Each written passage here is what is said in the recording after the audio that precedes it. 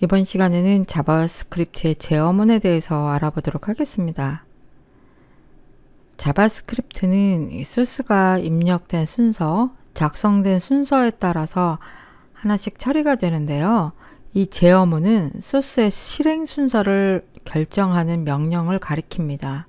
그러니까 조건에 따라서 어떠한 조건에 맞으면 A라는 것을 실행을 하고 맞지 않으면 B를 실행을 해라 라고 조건에 따라서 순서를 조절하기도 하고요.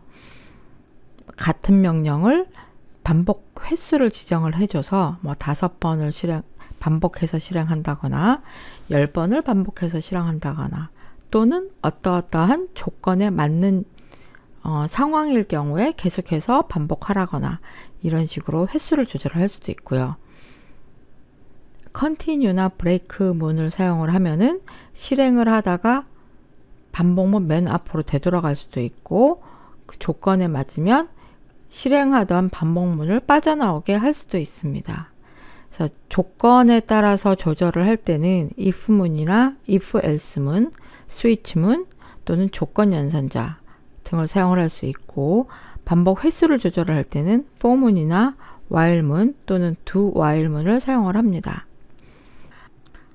먼저 조건문부터 살펴보도록 하겠습니다. 조건문에서는 흔히 if나 if-else문을 많이 사용을 해요. if는 이 괄호 안에 있는 조건이 true이면 맞는다면 이 중괄호 안에 있는 명령을 실행하라는 뜻이에요. 만일 10이 50보다 작다면 알림창에다가 50보다 작습니다 라고 표시하도록 해볼게요. 엔터를 누르면 50보다 작습니다 라고 표시가 돼요. 네, 이게 만약에 숫자를 바꿔서 부등호 방향을 바꿔서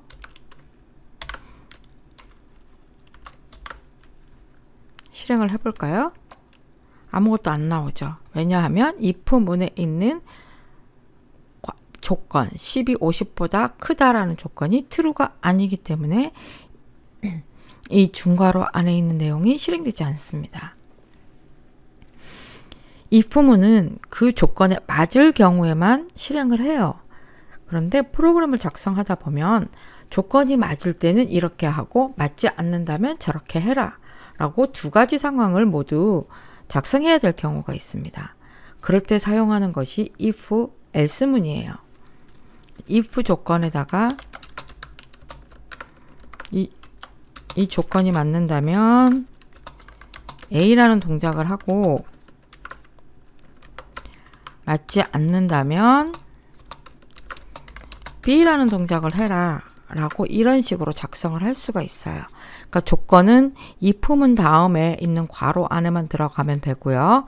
이 조건이 맞을 경우에는 if문 다음에 있는 명령, 맞지 않을 경우에는 else문 다음에 있는 명령을 실행을 합니다.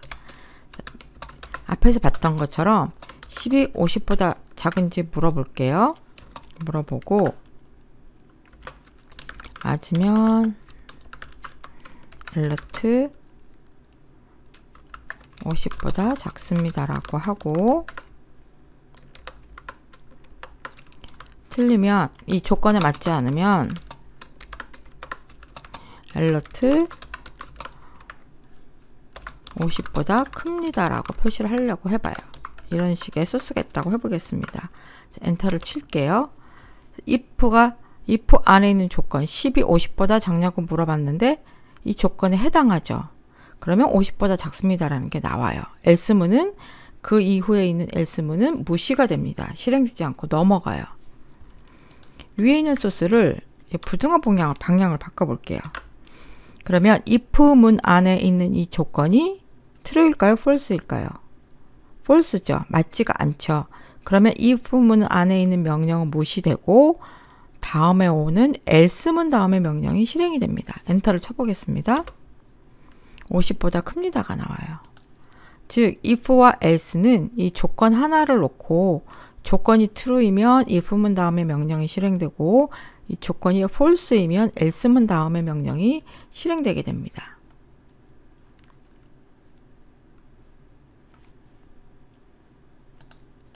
이 if와 else처럼 간단하게 조건에 따라서 실행할 명령이 하나라면 앞에서 살펴봤던 문장 같은 경우에는 이 중괄호 안에 명령이 여러 개가 들어갈 수가 있어요. 그런데 이게 만약에 지금 보는 예제처럼 간단하게 하나다. 그럴 경우에는 조건 연산자를 사용을 할 수가 있습니다. 조건 연산자는 조건 다음에 물음표를 붙여주고요. 실행할 명령, 참일 때, true일 때 실행할 명령, 콜론, else일 때 실행할 명령, 이렇게 지정을 해주시면 훨씬 간단하게 표현을 할 수가 있어요. 위에 보이는 조건을 한번 바꿔볼게요. 10이 50보다 크냐라고 물어봤어요. 그러면 물음표를 붙이고 어떠한 것을 실행을 할 거냐면 50보다 작습니다. 이게 만약에 false라면 alert문에다가 50보다 큽니다 라고 표현을 하는 거죠. 똑같은 결과가 나오죠. 위에서 보는 소스는 if와 else까지 사용을 하고 모두 5줄의 소스가 필요하지만 이렇게 조건 연산자, 물음표와 콜론이 들어간 조건 연산자를 사용을 하면 한 줄로 처리가 가능합니다. 그래서 if와 else문에서 처리할 내용이 간단할 경우에는 이렇게 조건 연산자를 사용을 해주시면 편리합니다. 지금 보시는 것처럼 프롬프트문을 통해서 사용자에게 세미나나 컨퍼런스의 세션을 선택하게끔 한번 해봤어요. 그래서 관심 있는 세션이 1번인지 2번인지 3번인지에 따라서 실행할 명령이 각각 다르다면 이 경우에는 체크해 줄 값이 많기 때문에 스위치문을 사용을 해주시면 돼요. 스위치문 괄호 안에는 내가 무엇을 체크할 것인지, 이 프롬프트 창에서 사용자가 입력한 값을 세션이라는 변수 안에 담고 있죠. 이 세션 값이 1이냐, 2냐, 3이냐를 케이스문과 함께 체크를 해줍니다. 이 스위치문에서 세션 값을 지금 케이스에 따라서 나눠주는데 이 케이스 다음에 오는 것은 값이 하나만 있어야 돼요. 여기 뭐 식을 넣는다거나 그러면 안 되고 케이스문에 이 프롬프트 창을 통해서 받는 값은 문자열이라고 그랬죠. 문자열 1이 만약에 세션에 들어있다면 화면에다가 이러이러한 내용을 표시를 해주고 여기에 브레이크문이 사용됩니다. 브레이크문을 만나면 아, 스위치문이 더 이상 진행되지 않는구나 생각하고 밖으로 빠져나가요. 만약에 사용자가 3이라는 값을 입력을 했다. 케이스 1 여기도 해당 안 하니까 넘어가고 2도 아니니까 넘어가고 케이스 3을 만나면 그 다음에 오는 명령을 실행을 하고 브레이크 문을 만나서 스위치 문을 빠져나오게 됩니다. 이 모든 값이 1, 2, 3에 해당하지 않는 다른 값이 입력이 됐다. 그 경우에는 디폴트 문에 있는 거를 실행을 해요. 잘못 입력했습니다 라고 내가 알림창을 띄워주려고 합니다. 여기서 주의해서 보실 것은 디폴트는 위에 있는 모든 값을 체크하고 난 다음 그 값이 아닐 경우를 보는 거잖아요. 그래서 디폴트 문에는 브레이크가 없습니다. 스위치 문은 스위치 문과 케이스가 함께 사용되고 각 케이스마다 브레이크 문이 함께 사용된다는 걸 기억해 두시고요. 마지막 값은 디폴트라고 정의를 하고 여기에는 브레이크가 사용되지 않는다는 거 기억해 두시면 되겠습니다. 네, 이번에는 반복문을 살펴볼게요. 반복문은 for문, while문, do while문 이렇게 크게 세 가지가 있는데 for문이 아무래도 자주 사용되는 반복문이에요. 이 for문에서는 좀 복잡해 보이긴 하는데요. for문에서 제일 먼저 할 일은 카운터, 내가 5번을 반복하고 싶다 그러면 카운터를 5로 지정을 하면 되고 10번을 반복하고 싶다면 카운터를 10이라고 지정을 하면 되는데 이 카운터 변수를 for문 안에다가 정의를 해주세요. 그러니까 보통은 카운터 변수를 i라고 쓰는데 베리어블 i는 1부터 시작을 만약에 하겠다고 치면 이 for문은 처음에는 카운터 변수 초기 값을 넣어주고요. 두 번째는 언제까지 반복할 것인지 카운터 값을 넣어주면 돼요. 1에서부터 시작을 해서 6보다 작을 때까지, 그러니까 1, 2, 3, 4, 5까지 반복을 하게 되는 거겠죠. 5번 반복을 하는 거고, 마지막에는 카운터 값이 1씩 커지기 때문에 i++라고 해주시면 됩니다. 한번 작성을 한번 해볼게요. 숫자를 하나씩 표현하게끔 작성을 해볼게요. 포문을 사용을 하는데 처음에 카운터 변수로 사용할 값을 1이라고 주고 언제까지 반복할 거니? 그러면 6보다 작을 때까지.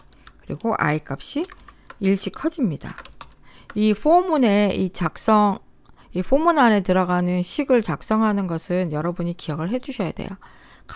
처음에 카운터 변수 값, 그 다음에 언제까지 반복할 건지 조건, 마지막에는 카운터 값을 얼만큼씩 크게 할 건지, 거의 대부분 1씩 커지기 때문에 i++ 해주시면 돼요.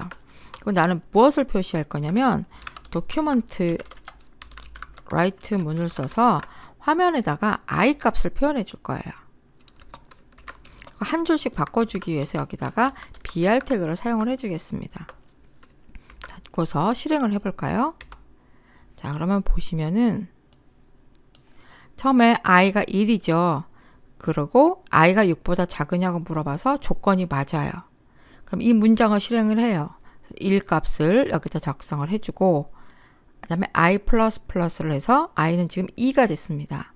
2인 상태로 이 조건을 다시 실행을 해요. 2가 6보다 작죠. 이 조건에 맞기 때문에 밑에 있는 문장을 실행을 해서 2를 작성을 해줍니다. 그리고 i 값을 하나 더 증가를 시켜요. 그럼 i 값은 다시 3이 되겠죠.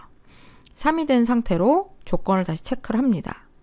3이 6보다 작으니 맞죠? 조건에 맞으니까 밑에 문장을 실행을 하고, 이런 식으로 해서 5까지 표시를 해줬어요.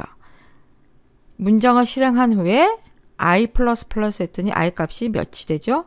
6이 됩니다. 그래서 조건을 다시 체크를 해요. i가 6보다 작니? 라고 물어봤는데 아니죠. i 값이 6이기 때문에 이 조건에 만족하지 않습니다. 조건에 맞지 않으면 빠져나와요. 그래서 그렇게 해서 5까지만 표시가 되는 거예요. 이 for 문 안에서 카운터 초기 값은 한 번만 실행이 되고, 조건을 체크한 후에 조건에 맞으면 문장을 실행을 하고 카운터를 1 증가시키고, 다시 조건을 체크해서 조건에 맞으면 또 그 안에 있는 문장을 실행을 하고 i 값을 1 증가시키고, 이런 식으로 반복을 하게 되는 것입니다. 이에 비해서 while문은 while 괄호 안에는 조건만 들어가요. 그러니까 처음에 내가 카운터로 사용할 변수 i를 0이라고 한번 지정을 해놨어요. 그리고 while 체크를 하는데 이 조건문에서 i 값이 10보다 작니? 하고 물어봤어요. 조건에 맞으면 이 중괄호 안에 있는 내용을 실행하는 겁니다. 화면에 이런 내용을 표시를 하고요. i 값을 1 증가시켜요. i 플러스 1은 i 플러스 이퀄 1이라고 해도 되고 i 플러스라고 해도 됩니다. 값을 1만 증가시키는 거니까요. 다시 조건을 체크를 해요. 그래서 i 값이 10보다 작니라고 물어봐서 맞으면 다시 밑에 있는 문장을 체크를 합니다. 계속 반복을 하다가 마지막에 이 i 값이 10이 된 상태에서 조건을 체크를 했더니 조건이 맞지가 않죠. 그러면 밖으로 빠져나오게 됩니다.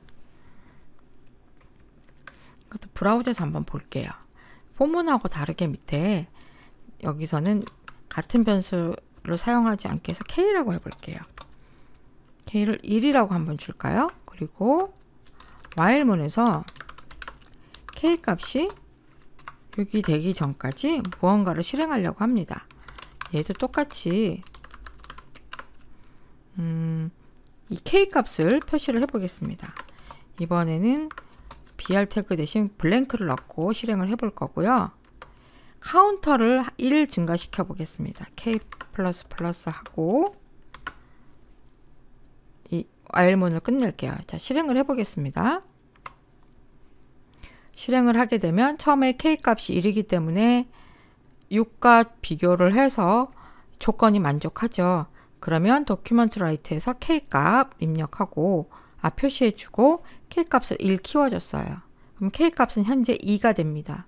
2가 된 상태에서 조건을 비교를 하고 이런 식으로 계속 반복을 하다가 마지막에 k가 6이 되면 더 이상 조건을 만족하지 않기 때문에 while문을 빠져나와요. 그래서 1부터 5까지가 표시가 됩니다. 이제 또 하나의 반복문 do while이 있어요. 이번에는 카운트 변수를 j라고 넣을게요. 얘를 1이라고 넣겠습니다. do 안에다가 이번엔 조건을 먼저 체크하는 게 아니라 명령을 먼저 넣어주는 거예요. document write j 값을 표시할 거고요. 그리고 저는 여기다 공백을 하나 더 넣어줘 보겠습니다. 그리고 j 값을 1 증가시킬게요.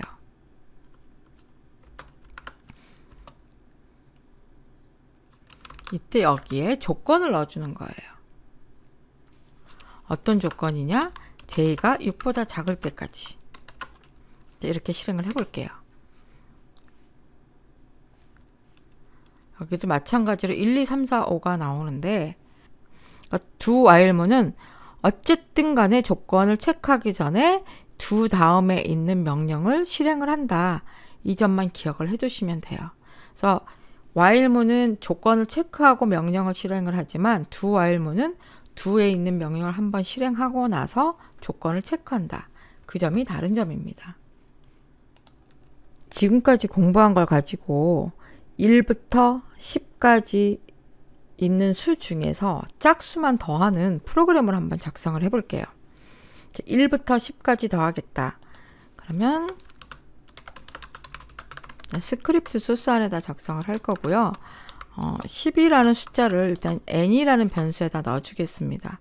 그리고 더할 것이기 때문에 더하는 값을 넣어줄 sum이라는 변수도 만들어 놓을게요. 0을 넣어주겠습니다. 0에다가 플러스 플러스 계속 할 것이기 때문에 초기 값을 0이라고 지정을 해주겠습니다. 네, 우리는 반복문을 사용을 할 거고 여기서 카운트 변수는 1로 먼저 초기화를 시켜 놓을 거예요. 언제까지? 10보다 작거나 같을 때까지. 그리고 i 플러스 플러스 해서 조건식을 만들어 주겠습니다.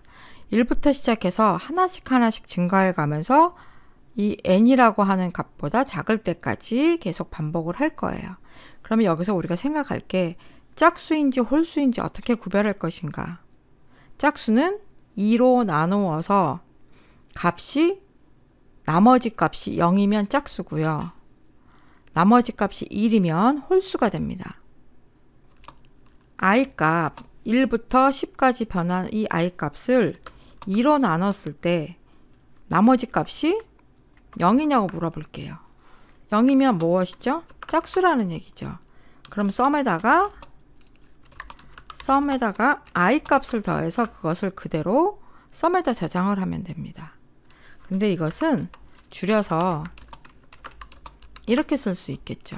0일 경우에만 더해서 sum에다가 더해주면 돼요.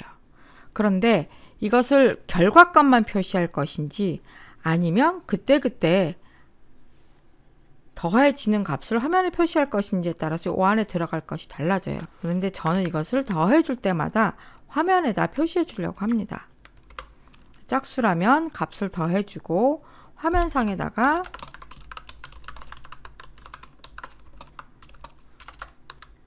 i 값 하고 다시 sum 값 이렇게 해주려고 해요. 그리고 이것을 줄을 바꿔주기 위해서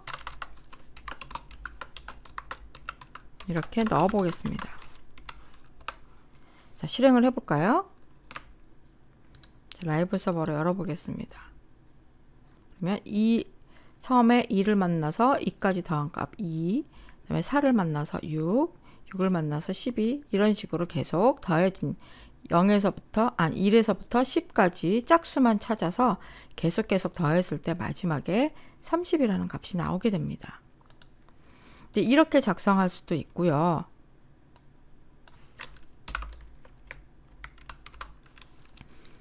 if 해서 i 값을 2로 나눴을 때 홀수라면 계속 하던 거를 continue라는 문을 사용을 해서 continue라는 것은 이 반복문 안에서 다시 맨 앞으로 돌아가는 거예요. 홀수라면 그냥 냅두고 이 앞으로 돌아가 라는 뜻입니다. 홀수가 아니라면 그 밑에 있는 명령을 실행을 해주시면 돼요. 썸에다가 i를 더하고 document write i 값에다가 쭉 선을 그어주고 썸 값을 더하고 줄을 바꿔주고 이렇게 해서 계산하셔도 됩니다. 그래서 자바스크립트는 어떠한 결과를 원할 때 정확하게 꼭 이 소스만 사용해야 돼, 이 방법만 사용해야 돼 라는 방법은 없어요. 여러분들이 사용해 보시면서 이렇게 할 수도 있고 저렇게 할 수도 있다 라는 것을 알아두시면 좋겠습니다. 네, 오늘은 제어문에 대해서 살펴봤어요. 조건에 따라서 분기하는 조건문, 그다음에 같은 내용을 반복하는 반복문에 대해서 알아봤습니다.